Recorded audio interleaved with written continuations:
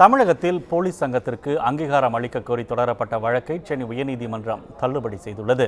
இது தொடர்பாக மதுரையைச் சேர்ந்த காவலர் செந்தில்குமார் என்பவர் தாக்கல் செய்த மனுவில் தமிழகத்தில் போலீஸ் சங்கம் அமைக்க அங்கீகாரம் அளிக்குமாறு தமிழக டிஜிபிக்கு உத்தரவிட வேண்டும் என கோரப்பட்டிருந்தது.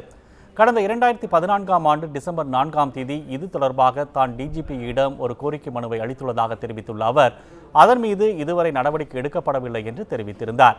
இந்த மனு நீதிபதி ஜெயச்சந்திரன் முன்னிலையில் விசாரணைக்கு வந்தபோது டிஜிபி சார்பில் பதில் மனு தாக்கல் செய்யப்பட்டது.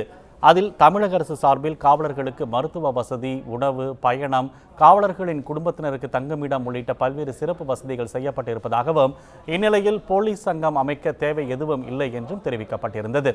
இதனை ஏற்றுக்கொண்ட நீதிபதி காவலர் சங்கம் கோரிய மனுவை தள்ளுபடி செய்து உத்தரவிட்டார்.